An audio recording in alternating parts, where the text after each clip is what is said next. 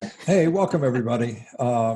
This is one of those projects that I really wish I had nothing to do with. None of us had to be here, but we all know what's going on. We're all at various levels of anxiety every day of the week, and often several times during the day. We're all watching the news, as far as I'm concerned, much too much, and that's me included.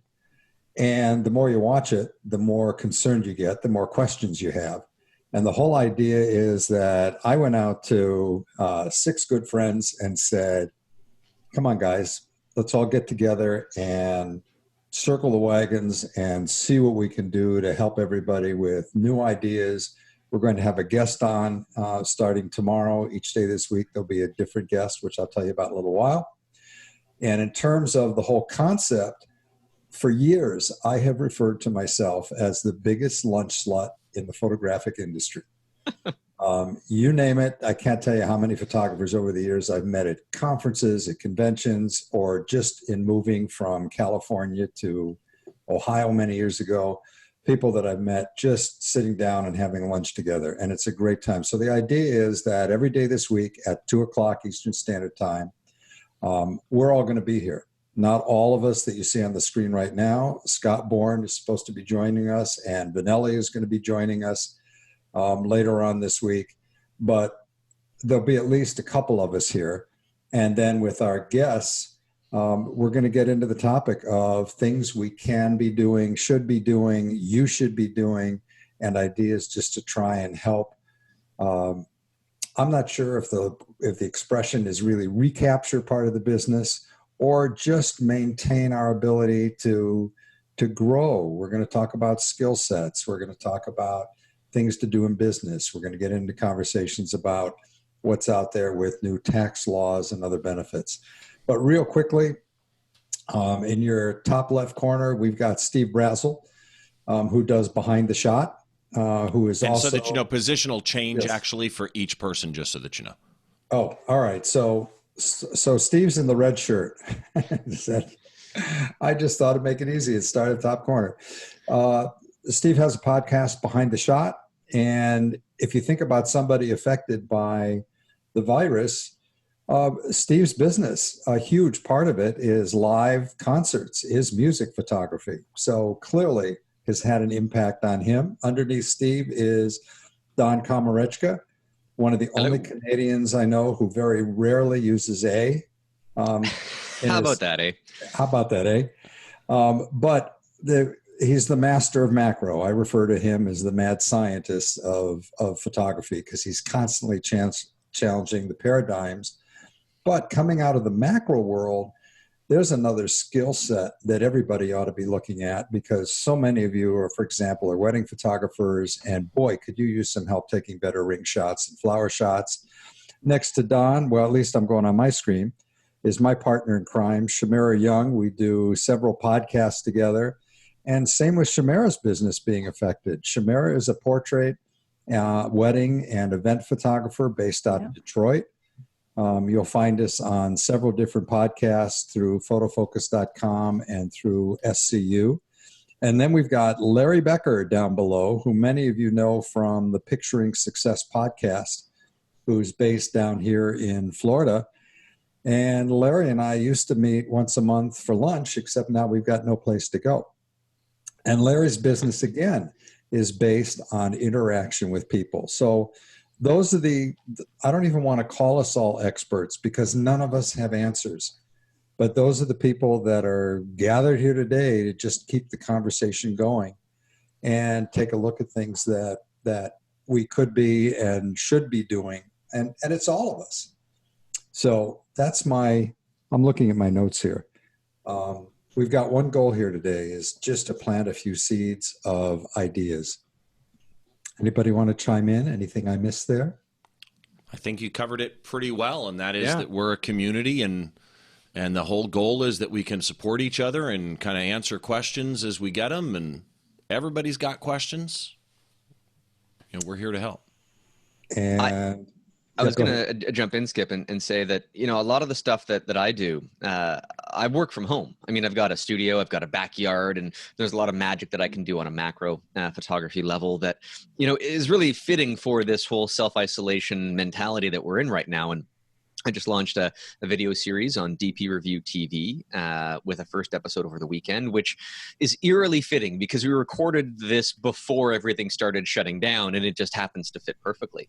But I think every photographer can internalize what they can do at home to stay productive. You mentioned wedding photographers and ring shots and what have you. Well, I mean, even if you only have your own ring on your finger as a prop, assuming that you have one, you can start experimenting with flowers, whether they be real or fake. I mean, don't go out to the florist and buy flowers right now, but there's a lot of stuff that we can do to just kind of up our creative game without leaving our house. And that could be educating ourselves. That could be knowing that we've got downtime and that we can fill in with the multitude of learning tools, some of which have been made free over the last little while because of this world crisis. Well, I think a good spot to start might be relationship building and how it ties back into keeping a relationship going with your ongoing clients. Now, there's so many topics. There is a Q&A section down at the bottom there of your screen. What realm of questions do you prefer? Boris asked, question about questions. What realm of questions do you prefer? Gear, business, photography styles? Boris, go with anything your heart desires. I mean, we've got such a mix of talent here and experience. I started out just a minute ago and I said, let's start to get into relationship building, because I think one of the things everybody is concerned about is that business for most of you has just disappeared. And while it's disappeared, how do you maintain the relationship with your clients? Now, I'm going to throw my 2 cents in first. I absolutely believe that keeping your blog going is a key here. For most of you, mom is your target audience. Women make 98% of the purchase decisions to hire a professional photographer, and that's typically mom, or if wedding is going to be the bride. But maintaining that relationship with your clients, that means you've got to have content that you're building that's going to help and further enrich the difficult times that everybody is in now. Mom's worried. Mom's got the kids home. In fact, it's not even mom anymore. It used to be, mom's home, dad's working. Well, then the world changed and we had a lot of stay-at-home dads. The problem now is, or the challenge, is that both parents are home and you've got kids and you're trying to figure out what to do. So for those of you in the portrait social categories, which is family, children, weddings, it's all about maintaining that relationship with your client. And I personally am a huge fan of both the phone and building good blog content. With ideas of projects, start teaching mom how to take better pictures of her kids, of her family. Share ideas that you do with your eyes closed, posing, composition, exposure. It doesn't matter if it's an iPhone or a real camera. Skip, I'm going to jump in here with an idea that actually helped a client of mine. So a lot of what I do these days is 2 things. I help photographers step into video, not become cinematographers, but just step into video, simple video. And I also do local video production in the Central Florida market. I had a client that had he's in construction. And he had a really challenging client of his. He's got a house set up that he's rebuilding for 6 months. And every week she'd be calling him and bugging him on all these little nitpicky things. And he got to the point where he didn't even want to answer the phone. I said, Sean, you're really good on video. How often do you visit the property where you're working? And he said, well, I go there once a week, but I don't want to call her from there. I said, no, don't even worry about that. Go there. Shoot yourself on video and give her updates walking around the property. And he just followed that advice himself on video, sent in an email. He captured it on his iPhone, sent in an email to her, and she's in love with him. She can't get over how great it is. So while I agree that keeping up to date on your blog is absolutely critical, and any ways that we normally communicate with our clients. One of the things we don't get to do is what you and I are doing right now, is video face-to-face in place of actual face-to-face. With the social distancing, we don't have that voice contact and connection and communication. And I'm not suggesting that everybody run right out and take Zoom classes. That sounds kind of like a good idea. But run out and take Zoom classes and learn how to do the Zoom video conferencing or even Skype. What I'm suggesting is potentially just record yourself on video thinking of a client. Hey, I was thinking about you today. I was wondering about this, this, this. And by the way, this is my plan for this week. I'm doing videos of myself connecting to my clients that I'm going to send out to my clients this week. Well, and let me jump on the end of that actually too, because that's a great point. And first of all, no, you don't have to take Zoom classes, but Zoom has a free account that it has limits on how many people you can talk to and for how long. But if it's just one-to-one, there's no time limit on it. And it's a great way for you to connect with people. And to me, voice is great, phone is great. In text, people misunderstand your meaning or your inflection unless you put a smiley face at the end sometimes in text. Facial expressions, like watching Larry talk, is, you know, his eyes moving, facial expressions change how people interpret things. So if you've got clients you need to reach out to, that's a great way to do it. And that brings me to the question that's in the Q&A. David Campley asked, Chamira actually, are you reaching out to your friendly vendor partners on a personal level to say hi? He's a Philly wedding portrait guy like you. Yeah, you know, and that's a great question. And I was going to jump in with this. So I'm so glad you asked that, David. Absolutely. I think right now, as everybody is kind of freaking out, and not just photographers, but businesses in every sector, reaching out to your clients, which in my case, I actually focus on business photography, headshots, working with small to medium-sized businesses. And so this absolutely applies to your question.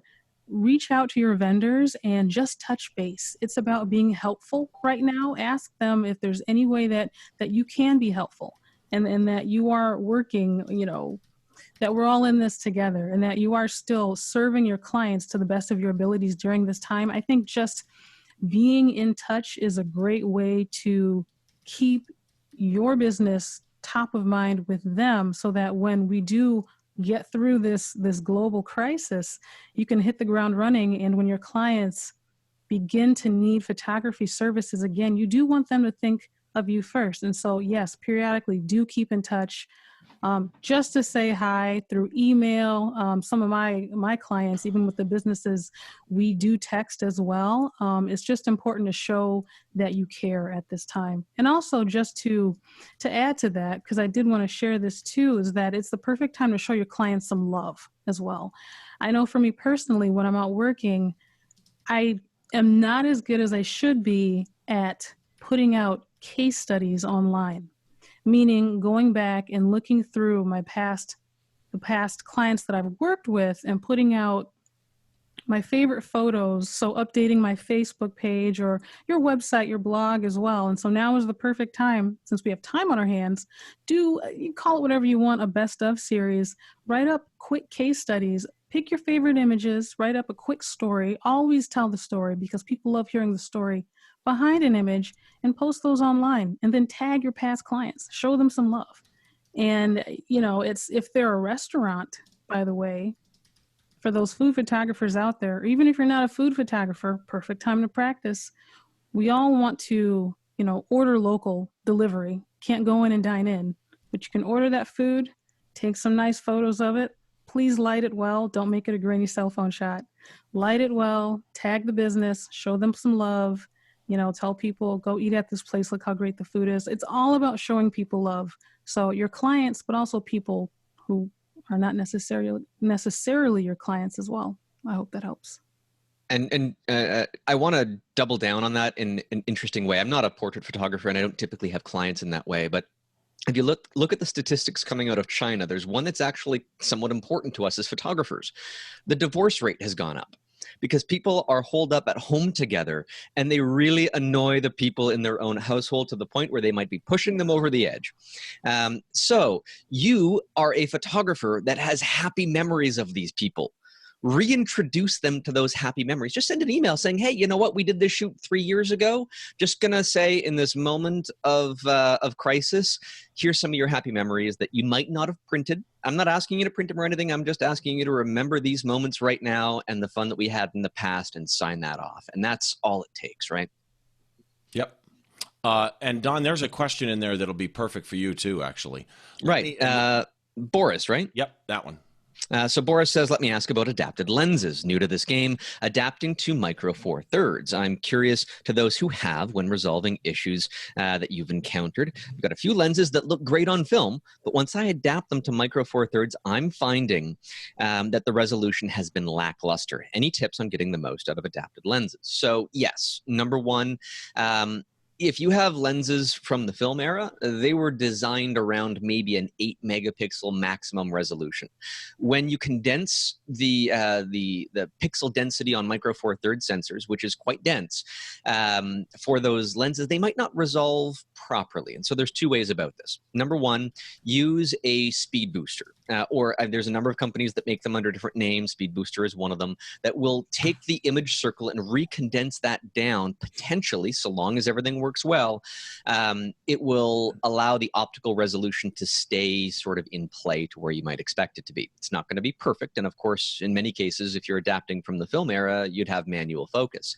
I have found, though, that for certain types of lenses, particularly macro lenses, that those adapters, they don't fare so well. Just the optics are not designed in a way that's very cohesive for those lenses to behave properly.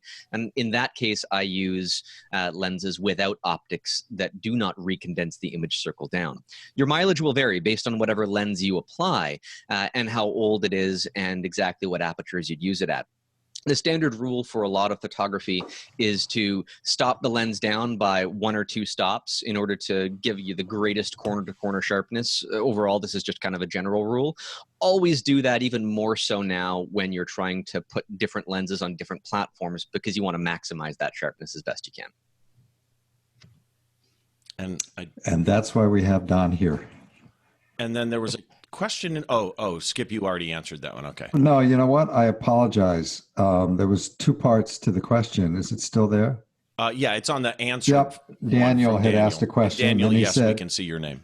Yeah, and I answered yes. And sorry, everybody, there's a little bit of a training curve here. Daniel, I'm not sure it was really a question. Daniel, let's see. I postponed and not canceled the Lightroom trainings. I asked by all participants for a matching date, and if one wanted to cancel, I offered there is no cancellation fee. No one canceled. Hope this will make the clients happy. So I think what he's asking is he had a Lightroom training that he was charging for, and he had to cancel it or postpone it. He didn't cancel it. He postponed it. And so if they go to the new date, all the same participants can go. But if they call and say, I can't do that date, and they cancel, he's not going to refund them, and he wants to know what you think of that. He's not going to refund them? No, but he will let them go to the new date, is the way I'm interpreting it. It looks like there's no cancellation fee. Yeah. Like he's not going to charge them. Right. I think the tough part, this came up on Facebook Wedding Photographers last week, where somebody asked, are you issuing refunds? And the challenge is couples who have had deposits. This is one of those horrible times in history, but nothing changes, whether it's good times or bad times, in terms of paying attention to customer service. And I'll let you guys jump in on this too. I mean, to me, as a wedding photographer, if I've got a wedding booked and because of the circumstances right now, a couple has canceled and they want their deposit back, the first thing I would do is everything I possibly could to reschedule and be there for them on a new date without having to do any kind of refund. The second thing is to take that deposit and apply it to something else. It could be a portrait session. It could be an expanded engagement session. It could be something hopefully down the road and not too long a time. And when I say not too long a time, none of us really knows whether this is going to go on another 2 weeks, another 30 days. I've seen the doom and gloom guys out there telling us this is our lives from now on. And I certainly hope not. But the reality is that you've got to pay attention to good customer service, and that's the key here. And he actually did follow up to say he is going to refund 100%. Yeah, and I think that's the part to keep in mind here. And I think it was Sherry Hagerman on another group discussion the other night who said, you've got to be good to your clients now because they will remember this when this crisis is over, and they'll come back. The challenge is for people whose entire revenue stream is based strictly on a segment of photography that's now disappeared. And the challenge is, so what do I do in the meantime to create some revenue and keep building relationships? Anybody want to add to that? I've got some workshops that are coming up in Michigan in May, and I'm going to have to postpone them. I haven't decided on the date yet for that. But if people aren't going to be able to make whatever new date that is, I've got to find some creative way for me to not refund them. If they want the refund, they're going to get the refund. There's no question about that. But I'd rather maintain that same value prospect, right? They signed up for something, and I'm assuming that they still want that if I can give it to them in any way. So let's assume at least 50% of the people can make the new date. I might make 2 separate trips down to Michigan at my own expense for travel and accommodations in order to accommodate 2 separate groups, and I'd eat that cost, right? You're going to have to make some sacrifices here in some way. And if some of them want to translate the 3-hour in-person session in a group, possibly to a 3-hour online session individually, that's going to eat up another 3 hours of my time, but I'm not going to have to refund them, and that keeps the money in my pocket, because we're all in this in the sense that if you have to start refunding thousands of dollars worth of stuff that you may have already allocated to paying certain bills, because that's just what you do. In the off season, you gather the money, and then in the on season, you do the work. And so do whatever you can, be as inventive, and spend as much time with these clients as you possibly can, because now we have a lot more time than we used to. And let me piggyback on that one thing. And that is, some of the people that are in the attendee group right now have quote unquote clients, and some of them are instructors, and they have more like the student end. But whatever it is, keep in mind the people that are on the other end of that transaction everybody's a little stressed right now about things. They're stressed either about their work, their income. Stress memories are an amazing thing. If they feel that you're not fair to them, not communicating with them well when they're stressed, they will be less forgiving and more they will remember that at a deeper level. So right now is the time to just understand everybody's got issues. Be nice, be respectful, reach out, communicate. One of my standard rules and my pet peeves is, in reality, good communication is actually easier than bad communication, and yet most people are horrible at communication.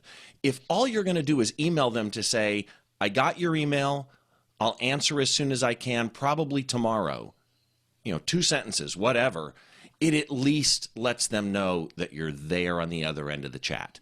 So, yeah.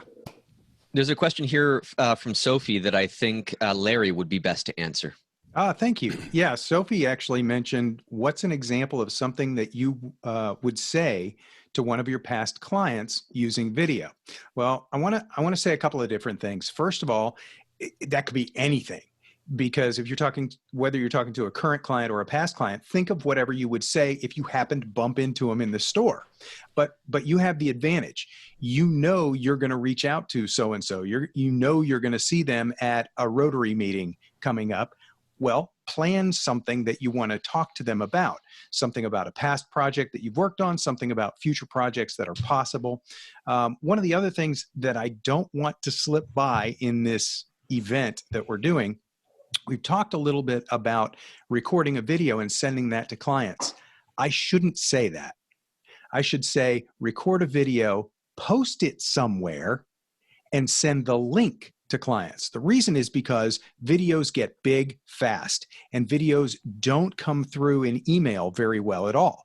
So here's what I would recommend. If you don't have a YouTube channel, they're free, set one up, and then post it to YouTube, and then you can send a person a link. And it doesn't have to be a public video. You can post videos to YouTube as private and send a link so that somebody can watch it. And you can also post videos to YouTube as, what's the other level? It's not private. It's, well, there's private and unlisted. Unlisted, which is what you would you. want to do there, yeah. Yeah, so an unlisted video, because then that way they could share it with other people and that kind of thing.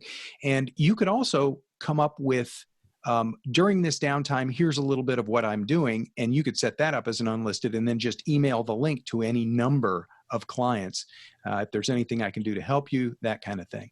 And so I think those two things kind of answer her question, which would be primarily anything that you would normally want to talk to them about in a friendly conversation. If you just had to pick up the phone, if they just called you, what would you want to talk to them about?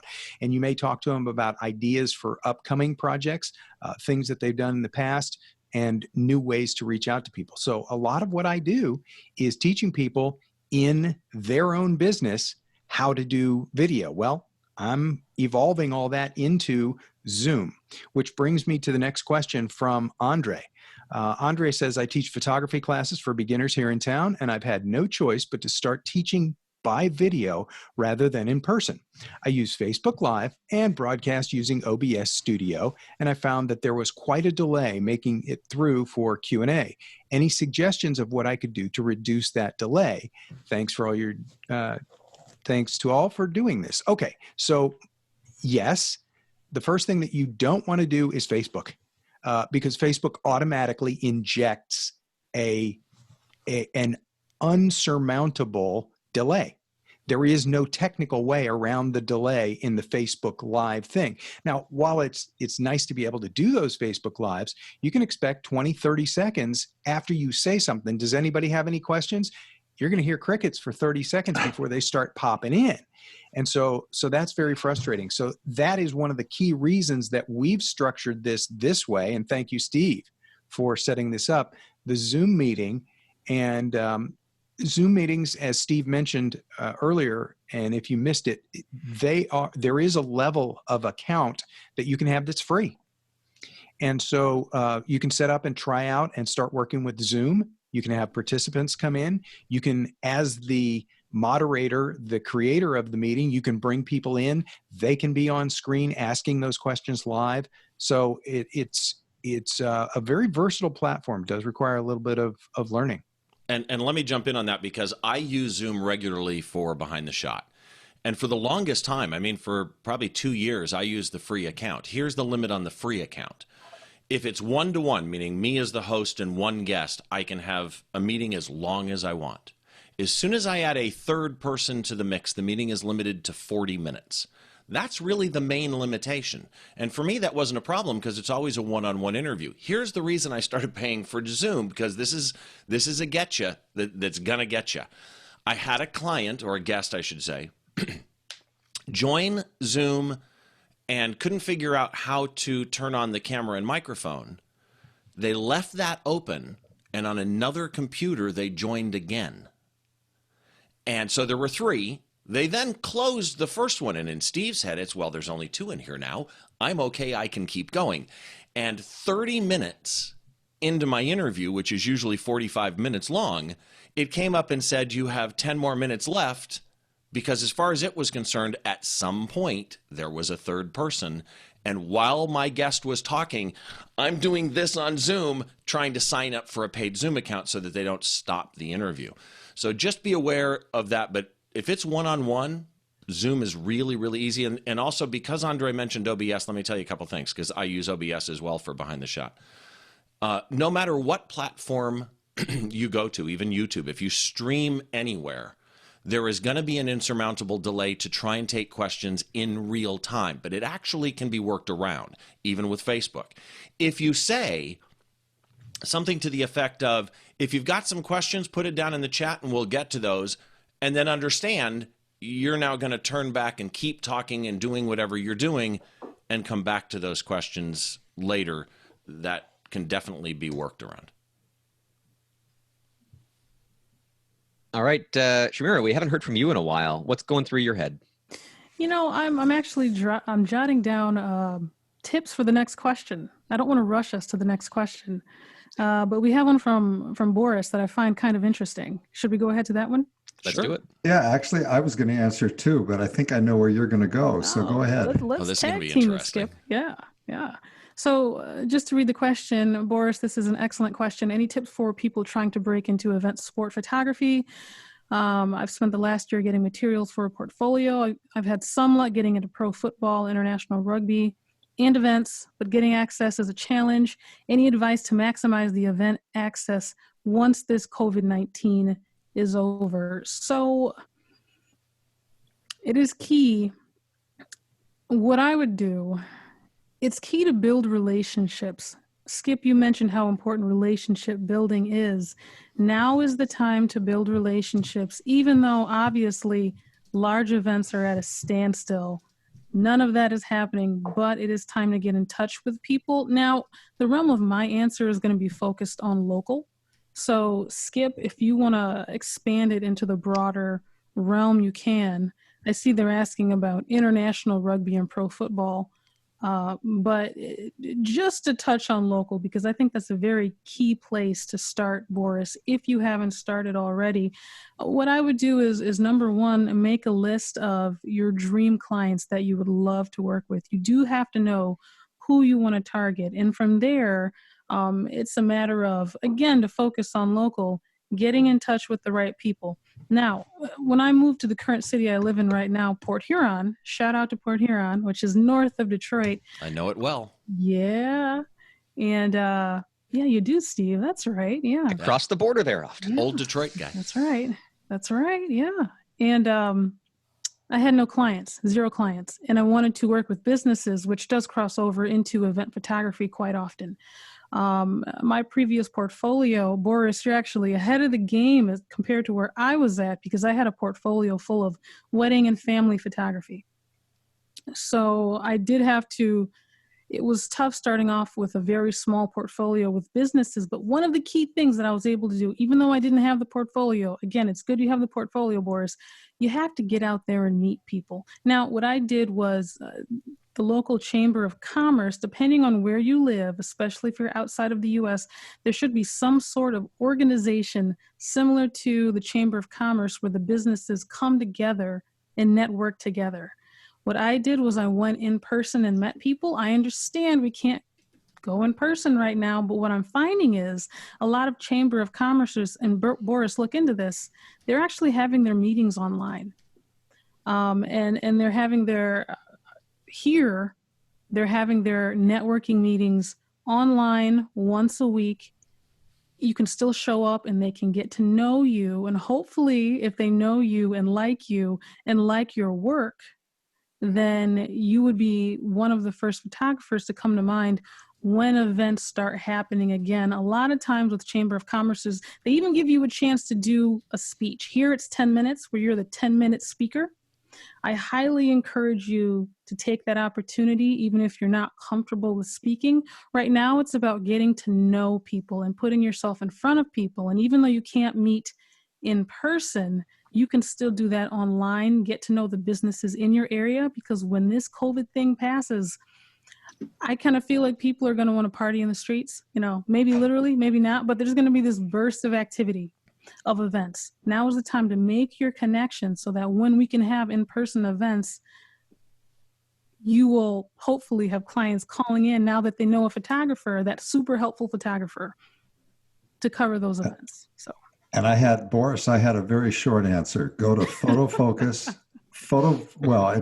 It's not as detailed, but you gave better advice. Go to photofocus.com. And in the search box, type in Terrell Loy, Terrell Lloyd, and just listen to the podcast. Terrell started out with a love for sports as a champion bowler, and that's where he wanted to go. Today, he is head of photography for the San Francisco 49ers. And he's amazing. And he is absolutely amazing.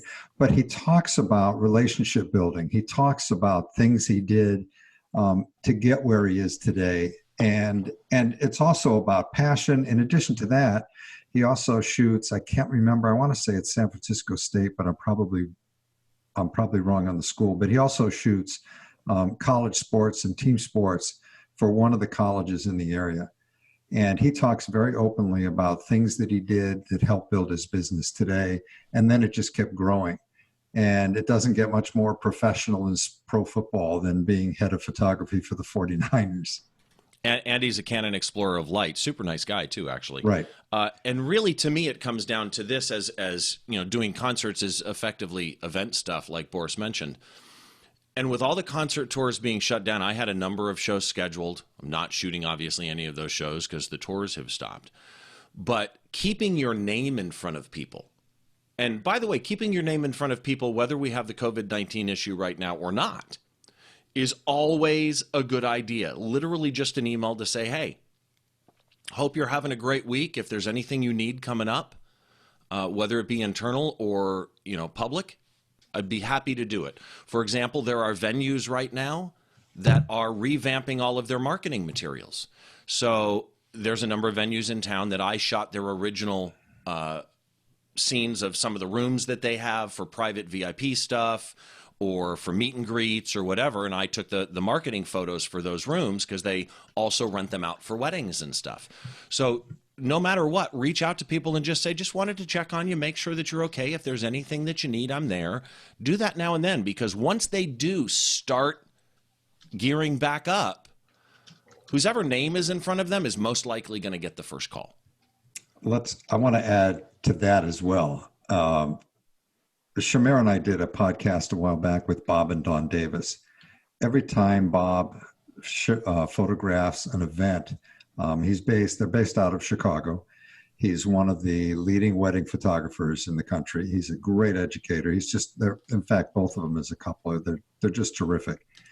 What they do after each event, will take pictures, any photographs they have that the caterer did, that the florist may have, showing the flowers at a wedding, for example.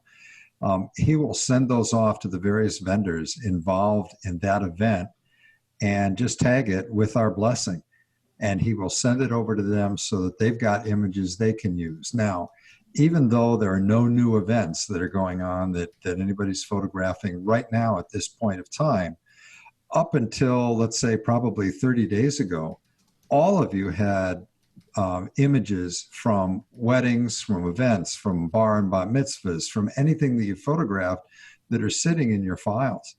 Now is a great time to be able to share some of those images with the other vendors at the event and start to build those relationships. I got the coolest email in the world today. A couple years ago, and for a couple years in a row at Photo Plus Expo in New York, I stopped by and met up with a vendor there, and they are a manufacturer in China or in Japan, and they have monopods and video monopods and things like that. They have a brand name, but they don't sell directly in the U.S., so they'd only sell through a store. And I remember stopping by and looking at their products because they have some very interesting video monopods. And one of the guys I haven't talked to since 2 years ago when I attended sent me an email today just out of the blue, said, I'm thinking about you and your family in the States. We hope you're doing okay. We hope everybody's fine. And if there is a need for anyone in your family for face masks, I can send a small number of them to you if you need them. I'm telling, and I don't, but holy cow, this guy just thinks of me out of the blue. I haven't talked to him in 2 years. I'm going to do business with him as much as I can, whenever I can, when all this wraps up. And I didn't even need what he offered. It's just the point is, what did he just do? It's incredible. Yeah, hey, valuable. Let's take this last question. Don, can you take this question from David there? Oh, sure. Here we are. Topic of old lenses to new cameras. How about Nikon current lenses being used on new mirrorless? Same issues or not? Well, Nikon is one of two companies, including Pentax with their K mount, Nikon with their F mount. They never changed the lens mount when they switched to autofocus. And that rolled out with the Nikon F in 1959. So there's a lot of really old glass that is technically quote unquote current on the Nikon system, even before autofocus rolled out. Even on other platforms, EF glass from Canon that's in their current lineup can be over 2 decades old. So current is such a relative term. The older the lens, the slower your autofocus is going to be if the lens is capable of that, even with the first-party adapters. That's never going to be as fast as a modern lens native to that mount, because there's going to be all sorts of extra communication between the new lenses versus the camera bodies. They've revamped a lot of those communication protocols. Will it be similar? If you bought a lens last year that was rolled out last year, it'll probably be as good as it was on that Nikon F mount body that it was intended to be used on. If, on the other hand, you bought an equivalent version of that lens and a native Z mount, then it would probably be a squeak better than the old one, just because of the new technology sparkles that they put into the new gear. If you're mounting any old equipment, my honest opinion is, if you bought it within the last 6 or 7 years from the existing mount, it's going to be perfectly fine. Anything older will show its age. And there's the answer on that one. Hey, everybody, we started this as something we were going to do from 2 to 2:30. Depending on questions, we had room to go longer. We have gone longer. But I just want to tell you what we're trying to do the rest of this week. This was our first run today. We have a guest coming in each day as a guest host. Tuesday, tomorrow, will be Scott Kelby will be joining us. Jen Rosenbaum is going to join us on Wednesday. Ann Geddes is joining us on Thursday, and Joe McNally is jumping in on Friday. So this is one of those challenges in our lives now. None of us have any answers. They don't have any answers. We don't have any answers. You don't have any answers. But I love the fact that together, there are even a couple ideas that came out of here in this first program today on things you can be doing that build relationships. And instead of just looking at downtime and saying, oh my God, what the hell do I do now? There are some very definite things you can do so that when COVID-19 is behind us, I'm sorry, when I say behind us, I get caught up because I'm just as anxious as everybody else is to see this end. And I'm in that category. Sheila and I in that category that's the old fart category, to be concerned. So the bottom line is, when this is behind us, it's going to be back to business as usual, and you really want to make it better than usual. So we're going to be sharing ideas every day this week at 2:00 Eastern Standard Time right here. And I want to thank everybody for joining us. And anybody have anything they want to add before we close it out? Yeah, I just want to throw in that Jay mentioned, so that everybody knows, I keep it pretty locked down, thanks to Terrell on Twitter, who mentioned to me a thing that's happening now with public Zoom things. So I have it pretty locked down where you can ask a Q&A. You can't normally chat. However, I've unlocked it right now so that you can chat to the panelists, but the other attendees won't see what you say. Excuse me. Jay mentioned he was having trouble hearing it, and I'm assuming everybody else heard everything okay. Also, I mentioned in the chat, somebody was asking about changing the view from this gallery view where you see like a Brady Bunch type thing, and hopefully I'm not Marcia, and instead going to like an active speaker where it's full screen for who's ever talking and it changes to whoever's talking. I have that locked right now at gallery view. There is no way for me to unlock it to where the attendees can pick their own. It's either gallery view, active speaker, or you see whatever I see. So right now I've got it set at gallery view. Make sure you let us know, or you can hit me up on social media. People are commenting now and I'll look at those. Make sure you let us know if you have a preference. Other than that, that's it. And I hope the sound was good and the video was good. And thank you, Skip. Yep. And if you've got any questions or things you wish we'd take a longer look at, we're going to do our best to pack in as much as we can Tuesday through Friday this week. My email is skip, S-K-I-P, at MEI and the number 500.com. Send me an email with your questions and we'll put them out to the panel and our guests coming in. Remember, again, tomorrow is Scott Kelby, Wednesday is Jen Rosenbaum, Thursday is Ann Geddes, and Friday is Joe McNally.